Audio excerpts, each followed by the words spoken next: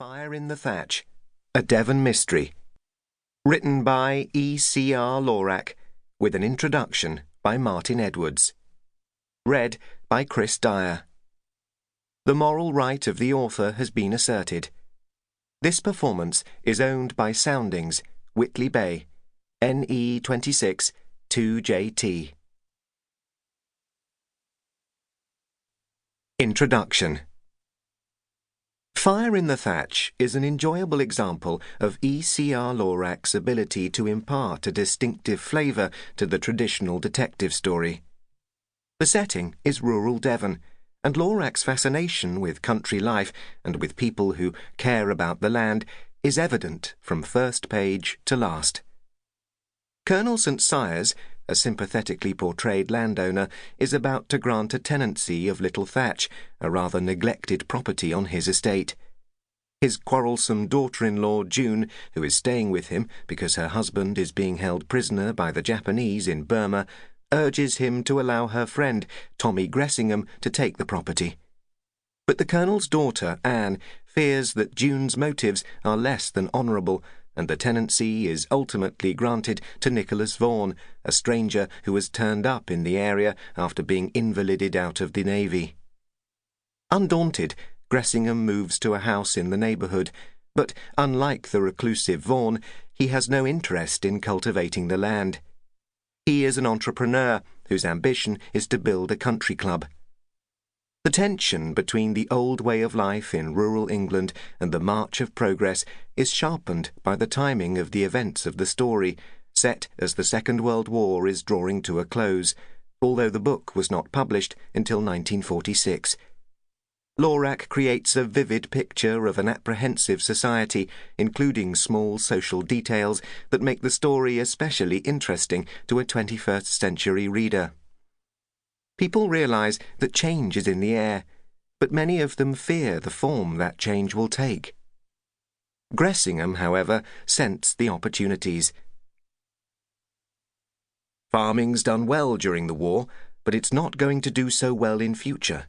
In 5 years' time, quite a number of land-owning gentry will be glad to realise a good figure for their property. His friend, Howard Brendan, a lawyer turned businessman, is more sceptical. In 5 years' time, the sale of land will be controlled. What you refuse to realise is that this country is going to swing to the left, and the hell of a long way, too. We are also given an insight into the conflicting attitudes of country folk and Londoners. Some villagers resent being ordered to offer billets, which would bring bombed-out townsfolk into farms and cottages.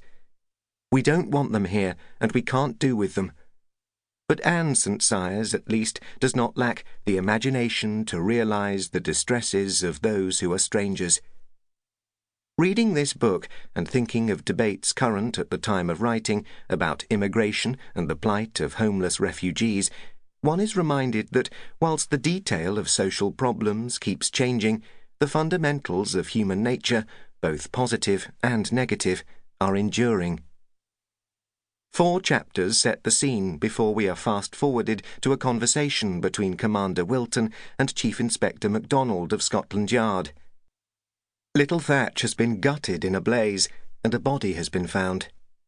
It seems that the deceased is Nicholas Vaughan, and that he died as a result of an accident, but Wilton isn't satisfied. Macdonald duly takes himself down to Devon and soon becomes convinced that there is more to the tragedy than meets the eye. The likeable and diligent Macdonald appeared in all the books which Edith Caroline Rivet, 1894 to 1958, published under the name E.C.R. Lorac. Macdonald made his debut in The Murder on the Burrows, 1931, and took a final bow in the posthumously published Death of a Lady Killer, 1959.